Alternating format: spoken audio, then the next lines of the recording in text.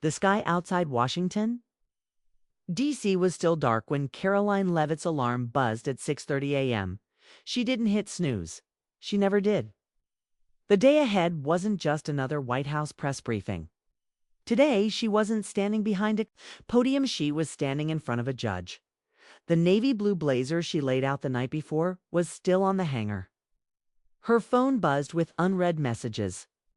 Reporters, aides, even her old college roommate had sent texts. "You ready for?" This one said. Another just read, "Good luck. It's gonna be wild." Karoline tied her hair back, packed a folder of notes, and slipped on her heels. She didn't need luck. She needed focus. This wasn't just any courtroom appearance. She had been called as a witness in Representative Ilhan Omar's lawsuit against the Trump administration. The case centered on the sudden closure of USAID, a foreign aid agency accused of wasteful spending. But this wasn't about policy anymore. It had turned personal. 3 months earlier, Karoline had gone on Fox News and slammed the agency. Millions spent on vanity programs overseas, she'd said. USAID is a leaking pipe of taxpayer money. She hadn't mentioned Omar by name, but the progressive congresswoman had responded on social media within the hour, calling Leavitt's words racist, misleading, and designed to harm vulnerable communities. Now, in court, Omar's legal team had decided to put Karoline on the witness stand, hoping to make her fold under pressure. By 8:15 a.m., Karoline was driving through quiet Capitol Hill streets, the sun rising behind the dome. Her Tesla hummed toward the U.S. District Court like it was programmed for war. She kept the radio off. No distractions. Just silence and strategy. At 9 a.m. sharp, she stepped through the courthouse doors. The lobby was packed. Reporters from CNN, Fox, and Al Jazeera stood shoulder to shoulder, whispering updates into microphones. Law students from Georgetown scribbled notes. Security guards eyed everyone with quiet suspicion. Karoline felt every camera lens on her as she walked past. She didn't blink. Inside the courtroom, the mood was thick. Judge Harold Grayson sat elevated on the bench, his black robe crisp, his face stern. A former military prosecutor turned federal judge, he was respected and feared for his icy demeanor. At 58, he was sharp, methodical, and allergic to theatrics. On the other side of the courtroom sat Sarah Bennett, the lead attorney for Ilhan Omar, young, aggressive, and camera-ready. She had made a name for herself taking on conservative causes.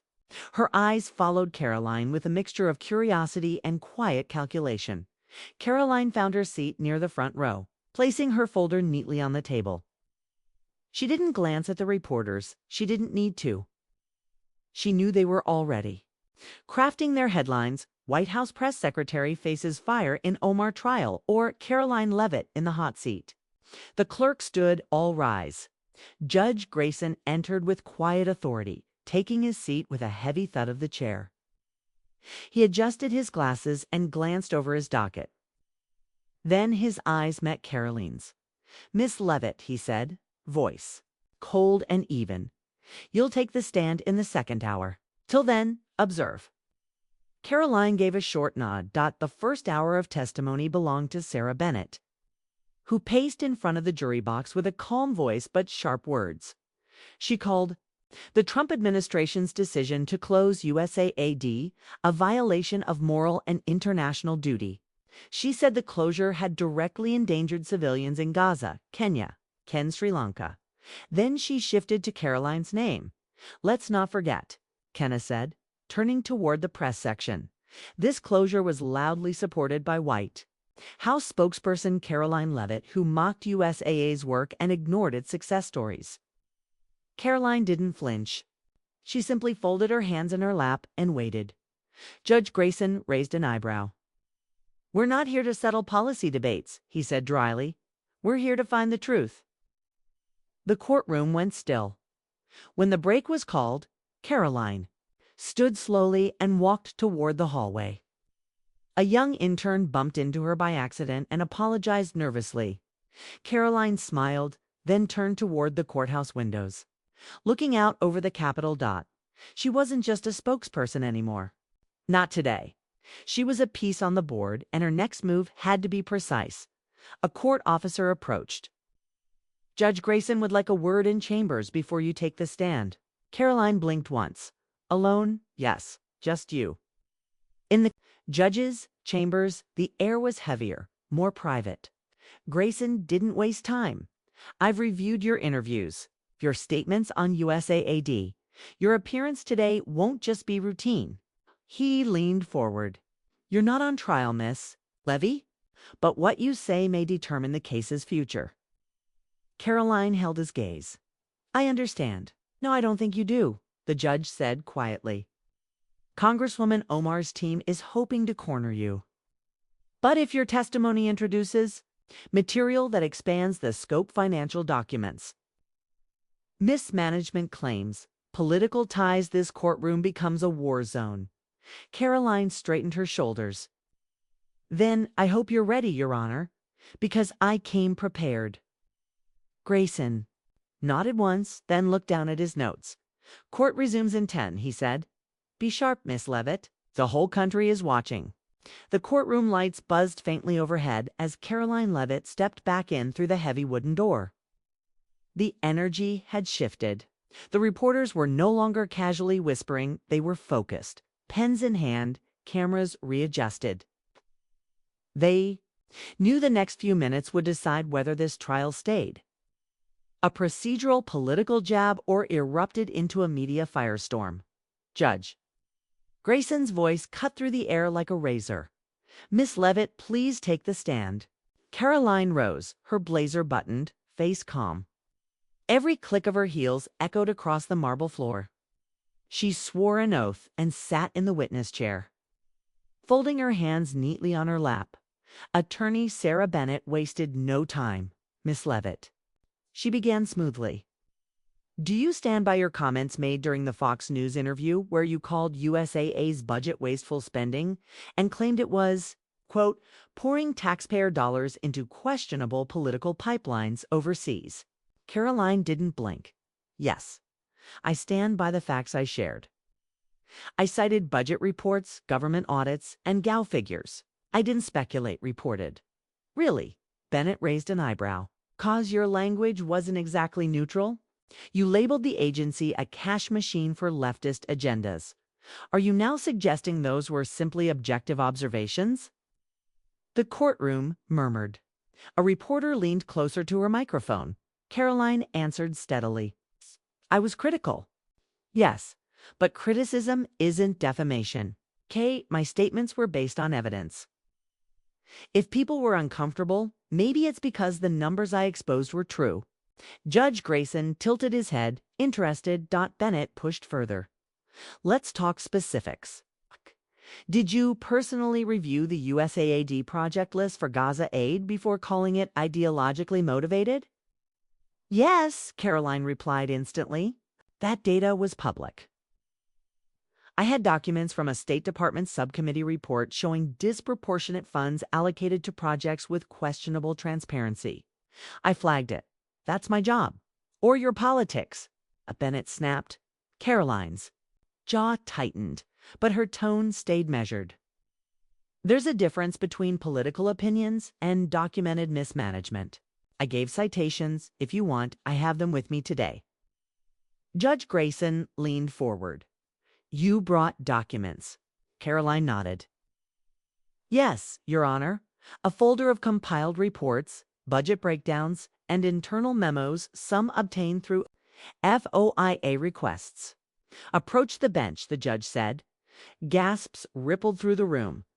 Karoline stood, retrieved the folder from her bag, and handed it to the clerk. As the documents were passed to the judge, Sarah Bennett tried to object. Your Honor, we weren't given notice of these exhibits. Grayson cut her off. They're public records, counselor. And you did call the witness. You asked the questions. The judge flipped through the folder, his eyes scanning each page. His fingers paused on a highlighted memo marked Confidential Internal Review. Gaza allocations. A long silence followed. Karoline turned her eyes toward the jury box, then toward the press gallery. She knew exactly what this meant. Bennett tried again. her voice tense now. Miss Leavitt, you've accused the Congresswoman's legal case of being politically driven. But haven't you personally used this lawsuit to elevate your own profile? Karoline didn't look at her. She looked at the judge instead. This courtroom is not about profiles. It's about the truth. I didn't ask to be dragged into this lawsuit. But since I'm here, I won't allow political intimidation to silence facts. Congresswoman Omar is trying to rewrite the narrative around USAID, but numbers don't lie. Bennett, visibly frustrated, pivoted quickly. Do you have any proof that Congresswoman Omar personally benefited from the funds allocated to Gaza programs through USAID? Karoline paused, a flicker of something colder crossing her face. This was it, the line she had debated for days. Then she said it. Not direct financial benefit, no. But I do have records of USAID grants awarded to organizations that later made political contributions to PACs supporting her re-election campaign. Some of those groups have members that attended private fundraisers hosted by her staff. I'll let others decide what that means. The courtroom erupted. Judge Grayson banged his gavel. Order. Sit down. No talking. Bennett turned red. Your Honor, this is a baseless political smear. Grayson spoke calmly, but firmly. She presented government records. You invited her interpretation. The gavel came down again. The courtroom buzzed even after the judge stepped out for recess. Karoline sat quietly at the defense table, eyes fixed on the marble floor as reporters scrambled out the door, phones to their ears, ready to feed headlines to hungry networks. Her team whispered around her, but she wasn't listening. She was watching the storm unfold in real time.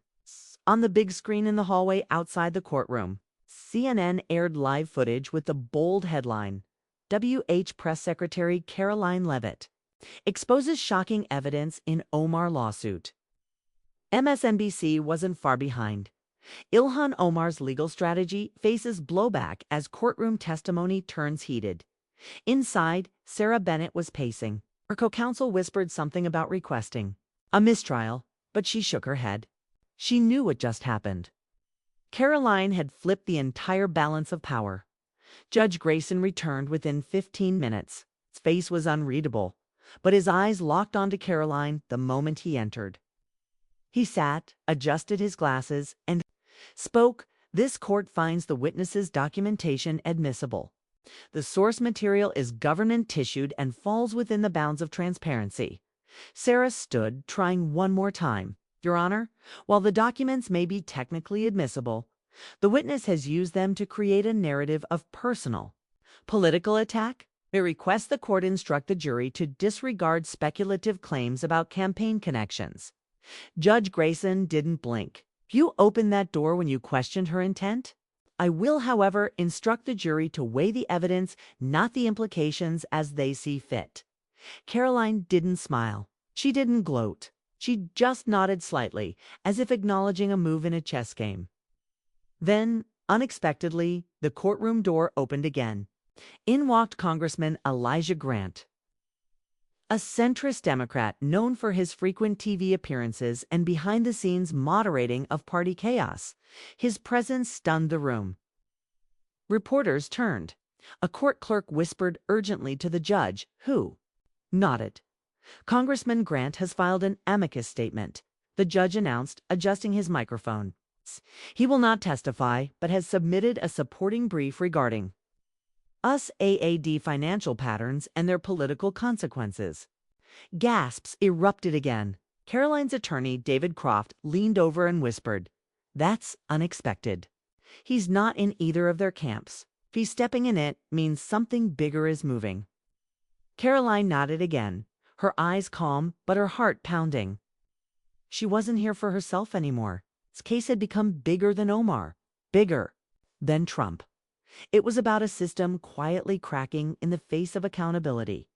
The judge turned his focus back to Karoline. Miss Leavitt, I have one question.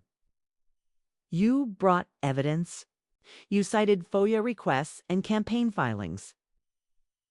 But tell this court, why did you come this prepared? You were only a witness. The room stilled. Everyone leaned in. Karoline met the judge's gaze. "Okay, because I knew this wasn't just about a few words on Fox News. I knew what this lawsuit was meant to do, discredit those who exposed uncomfortable truths. I came ready because the stakes weren't personal. They're national." That line echoed. It was clipped and clear. Someone in the gallery whispered, "That's going viral." Outside the courtroom, social media already exploded. Hashtag Karoline v. Omar, #Leavitt Files, hashtag USA ad scandal in the next few hours. Karoline's testimony would be clipped, tweeted, analyzed, and debated by pundits across networks. But inside the courtroom, the next twist was already coming. Judge Grayson cleared his throat. Tomorrow, the court will subpoena campaign expenditure records tied to organizations named in Miss Leavitt's exhibits. If connections are confirmed, this court may consider shifting the scope of the hearing. Sarah Bennett turned pale. She whispered furiously to her co-counsel, realizing for the first time that this wasn't a defamation hearing anymore. It was an inquiry? An inquiry into whether Assad funds had crossed the line from humanitarian aid into soft influence peddling, something no one on Capitol Hill wanted exposed. Karoline stood and gathered her things as the session adjourned for the day. Outside, the steps of the courthouse were packed. Flashes went off, reporters swarmed, and questions flew like bullets. "Miss Leavitt, did you plan to derail Omar's lawsuit? Did the White House coach you for this appearance? Do you have more evidence we haven't seen?" She paused at the top of the steps. A wind picked up, brushing back her hair. She looked directly at the cameras. "I didn't come to derail anything," she said. "I came to defend the truth." Then she walked down the stairs, past the cameras, past the shouting, disappearing into the back of a black SUV waiting at the curb. Behind her, Washington buzzed with chaos. But Karoline knew the real storm was just beginning. The next morning, D.C. felt like it was holding its breath. Cable news anchors spoke quickly, trying to keep up with what had just happened in the courtroom the day before. Every headline was some version of the same thing. Karoline Leavitt changes the course of Omar lawsuit, or Leavitt's evidence raises new legal firestorm. At 7:45 a.m., Karoline Leavitt stepped into the West Wing of the White House. It was quieter than usual, an eerie kind of quiet. Aides gave her long glances as she passed, some nodding with respect, others avoiding her eyes. Everyone knew the press secretary had done something rare. She hadn't just survived the courtroom. She had seized control of it.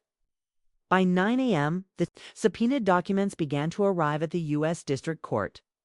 Campaign finance records, internal emails from nonprofit groups connected to USAID funding, and travelogues all handed over under legal pressure. Judge Grayson sat stone-faced on the bench as the documents were reviewed. His clerks moved swiftly, stacking papers, stamping pages, and placing sealed folders in front of both legal teams. "This hearing," he said firmly, "has shifted from a civil lawsuit into a factual investigation.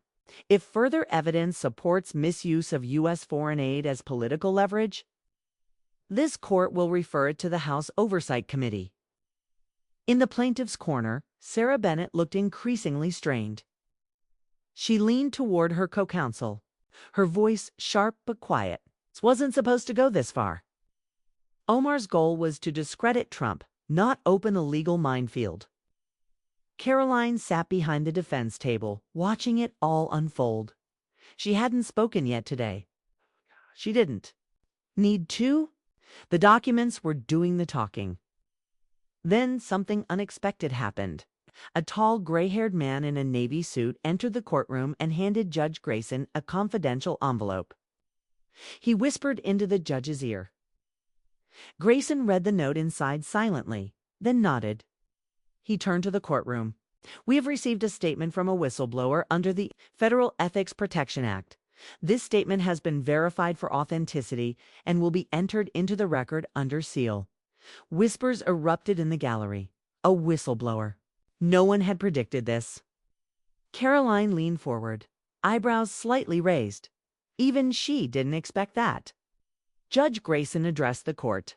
This whistleblower claims that a senior staffer from Congresswoman Ilhan Omar's office coordinated with two international consultants to direct USAID funding toward regions that could help reinforce progressive allies during midterm elections. The room gasped. Sarah Bennett immediately stood. Objection.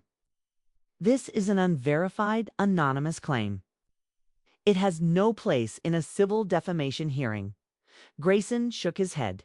It is no longer simply a civil hearing. This is a matter of public interest, and the whistleblower has agreed to testify via closed session later this week. Karoline closed her eyes for a moment. She felt the shift. This wasn't just a courtroom fight anymore. It was a national story, one that could unravel more than just a lawsuit. This could topple political careers. Cameras outside the courthouse captured everything. News networks began running hour-long specials. Political commentators debated whether Omar's lawsuit had completely backfired or if it was a trap to bait conservative leaders into overreaching. In the middle of it all, Karoline remained calm. She gave no interviews. She issued no press releases. But that afternoon, she returned to the White House press briefing room. The air was electric. Reporters packed the space shoulder to shoulder. Cameras blinked red. Microphones clicked on. This was no ordinary briefing. She stepped up to the podium and adjusted the mic. "I know you all want to talk about what happened in court," she began, her voice steady. "But let's not lose focus. This isn't about party lines. This is about government accountability. Foreign aid is being manipulated for political benefit. The American people deserve to know." A reporter from the Washington Post shouted, "Did the White House know you'd introduce sealed documents?" Karoline replied quickly, "No one coached me. No one handed me those papers. I did my own research using legal requests, okay? And I stand by every word." Another reporter from NBC raised her voice. "Isn't this a distraction from the actual allegations made against you by Omar's team?" Karoline leaned in slightly. "They tried to paint me as a loudmouth on Fox News. What they didn't expect was that I did my homework." And just like that, she ended the briefing, walking out before more questions could fly. That night, headlines blared across the nation. Karoline Leavitt hijacks lawsuit. Sparks new federal inquiry, whistleblower bombshell could shake progressive caucus and far from the cameras. In a dimly lit office on Capitol Hill, Ilhan Omar sat silently with her legal team, her eyes locked on her laptop screen, watching Karoline's press conference. Her jaw clenched. That night, Washington buzzed with chaos. Cable shows turned their entire programming to Karoline Leavitt, not for a scandal, but for how she dismantled a lawsuit with poise and facts on national television and in a courtroom. Pundits on both sides argued fiercely. Was she defending the White House? Or was she becoming something else, a political figure who might just outgrow her role? But as the headlines exploded, something darker moved beneath the surface. Inside the offices of the Sentinel, a Washington investigative outlet known for taking down political careers, editor Malcolm Reyes locked eyes with his top reporter. "We just received an encrypted file from an anonymous server. It's labeled USAID internal queue for analysis code red." Reyes didn't blink. "Dig, and do it fast. This could connect everything." Meanwhile, in a quiet cafe in Arlington, Leavitt sat across from a man in a hoodie. Tall, thin, nervous. He introduced himself simply as Leo. He didn't shake hands. Passed her a flash drive under the table. "I'm not the whistleblower," he said, "but I know who they are. Okay, I know why they came forward now." Karoline slid the flash drive into her coat pocket, nodding. "If what you're telling me is true, this case wasn't about aid. It was about exposure, about silencing." Me, Leo smirked. "It always is." Back at the district court the next morning, Judge Grayson announced a new development. The whistleblower has identified themselves privately and will testify in chambers this Friday. Until then, this court is placing a temporary seal on the foreign funding files. Reporters went wild trying to guess who the whistleblower was. Speculation exploded online. Some said it was a former aide to Omar. Others claimed it was someone deep inside the aid agency itself. Inside the courtroom, Sarah Bennett looked rattled. Her legal team had grown quiet. Ilhan Omar's public statement, released minutes after Grayson's announcement, tried to stay on message. This lawsuit was about hate speech and defamation.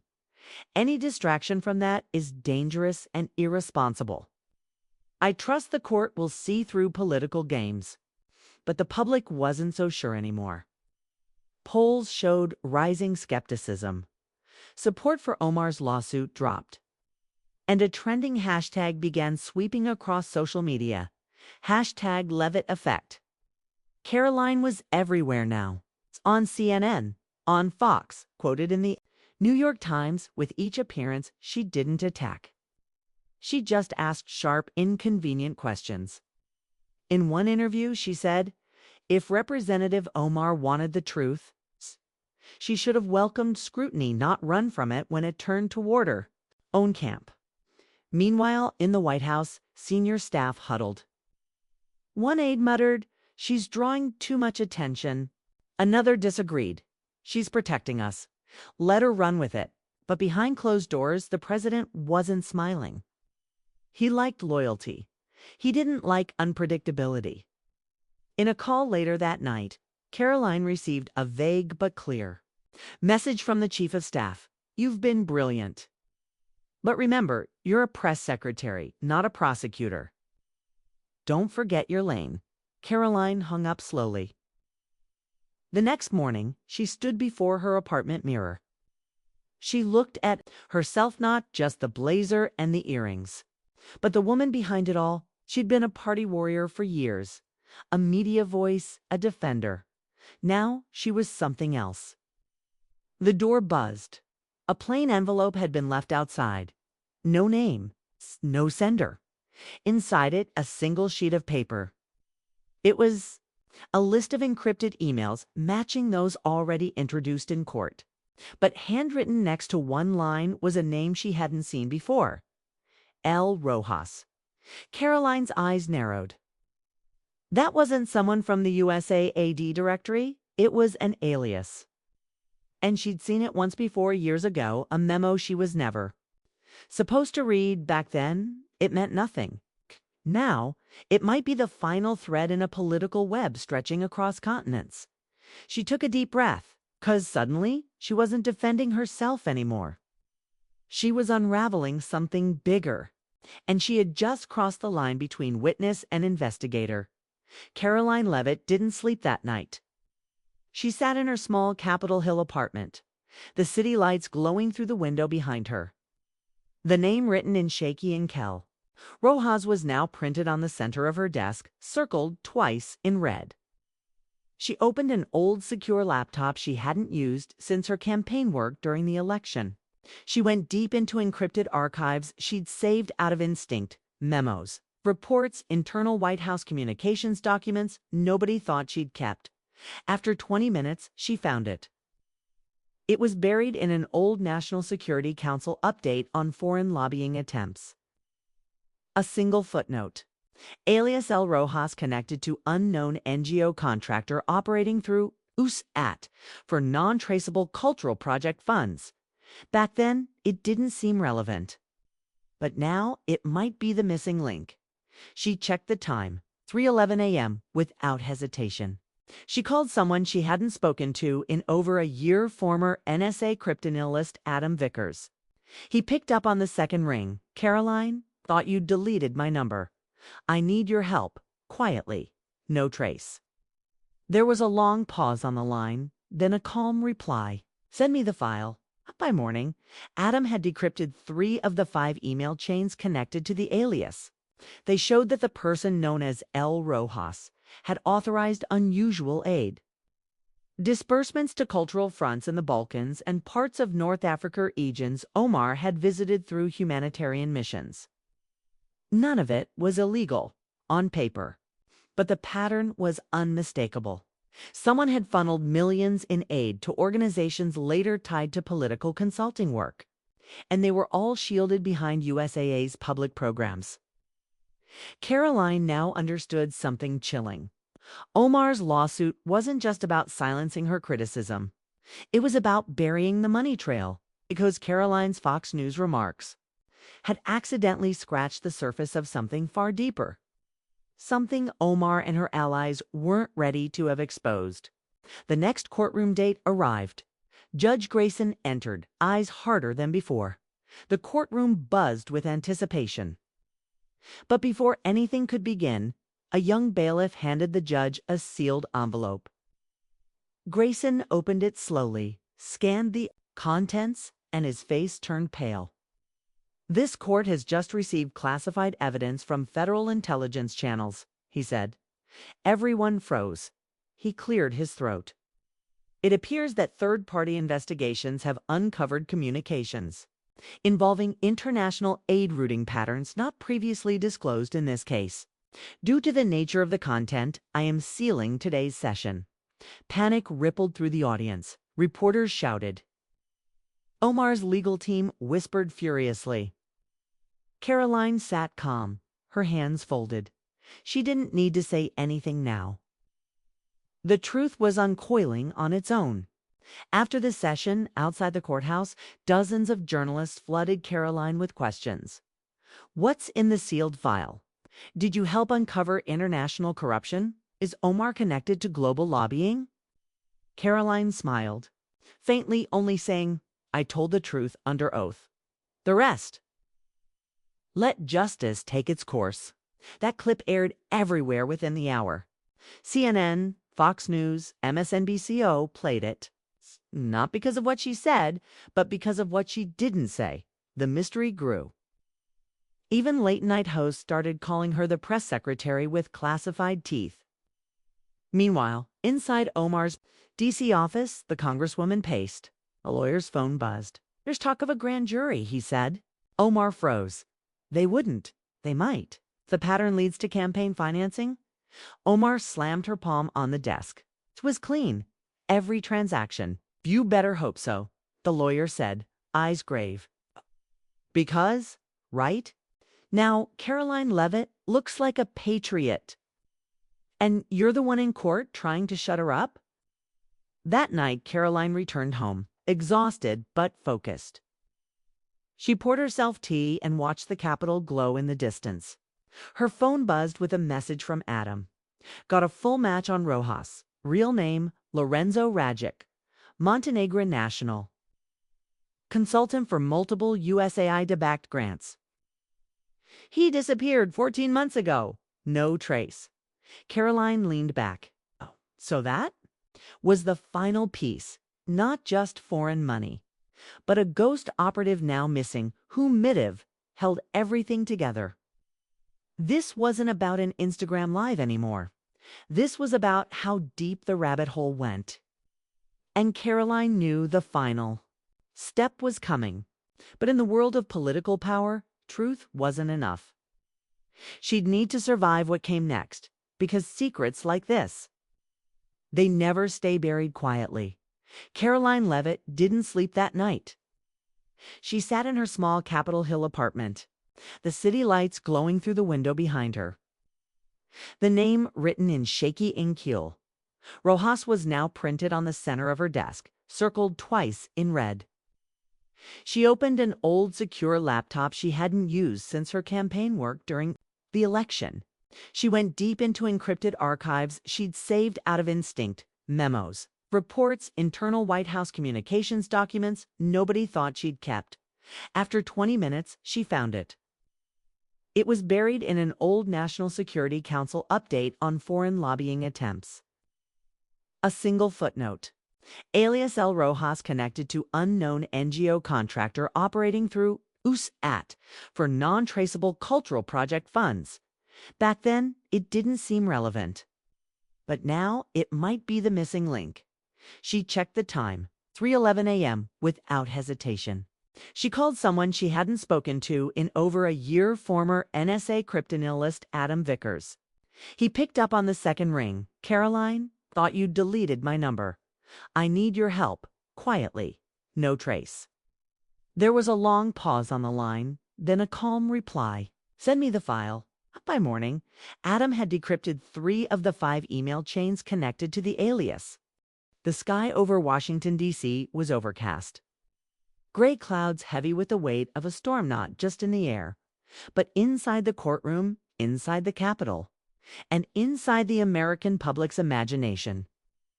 Karoline Leavitt stood alone just outside the courthouse, her navy blazer sharp against the pale stone walls. Her face was calm, but her eyes burned with clarity. The news was breaking faster than the wind. The Department of Justice had launched a preliminary review into all international lapse aid transfers made through USAID over the past 3 years.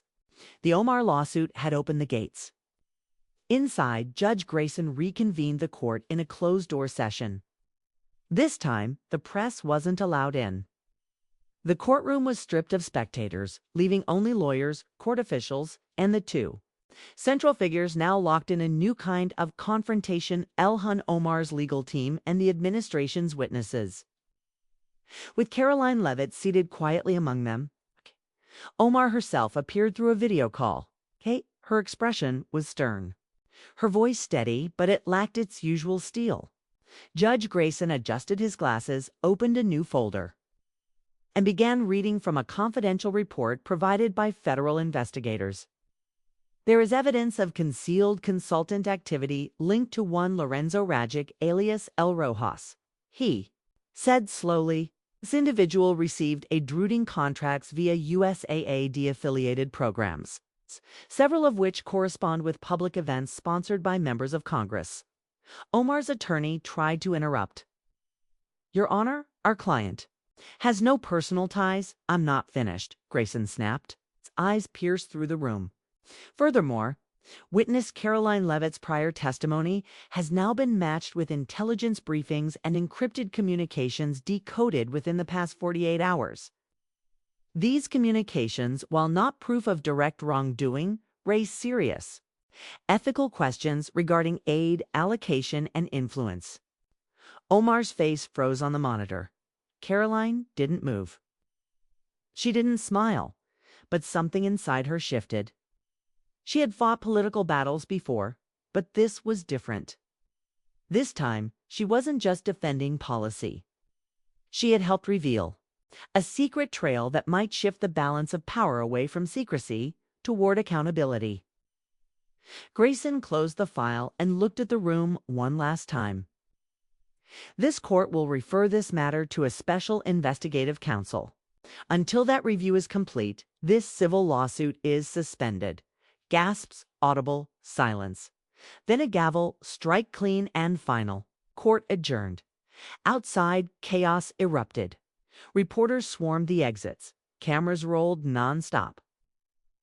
Twitter X was already ablaze with hashtags like #USAAdFiles, #RojasLeak, #Leavitt Exposes, and #OmarInvestigation. Karoline stepped outside and faced the storm head-on. A reporter shoved a microphone forward. Miss Leavitt, is this a political win for you? Paused, eyes narrowing just slightly. This was never about winning, she said. It was about asking the questions no one wanted to. If we don't ask them, who will? Another shouted, do you think Omar will be indicted? Karoline didn't answer. She just turned and walked away, disappearing down the Capitol steps. As thunder rolled in the distance, meanwhile, across the city in a quiet federal building, 2 agents stared at a caseboard covered with red threads and yellow notes. At the center, Rajic's name and a string of NGO logos. One agent pointed to a photo. He vanished last year in Montenegro, he said. The other nodded. Yeah, but this isn't just foreign aid anymore. These trails touch campaign donations, private contracts, global conferences. This is something else. Back in New York, Omar sat in silence inside her apartment. Her phone buzzed nonstop, but she ignored it. She stared out the window, watching rain streak the glass. Her lawyer called again. This time she answered. "They're coming for you," he said softly, "not just politically, legally." Omar didn't respond right away. Then, in a whisper, she was supposed to be a press secretary, not a threat. But Karoline Leavitt had become more than that. She had become the voice that didn't flinch. It's the one who stared down legal fire and didn't blink. And for every young voter watching, every policy intern, every aide on the Hill, that moment changed something. Karoline hadn't just survived the courtroom, she had shifted the battlefield. In the days that followed, an emergency Senate hearing was called. Karoline was asked to return not as a witness, but as an expert in government communication and ethics. Media commentators from left and right debated her every sentence. She had gone from being a press secretary to a national lightning rod. And deep inside her apartment, with the lights low and the city quiet, Karoline finally let herself breathe. She opened her laptop and saved the last file under a new name, Case Zero, When Truth Fights Back. 'Cause sometimes, in politics, the sharpest weapon isn't power. It's the person who refuses to stay silent. And for once, Washington listened.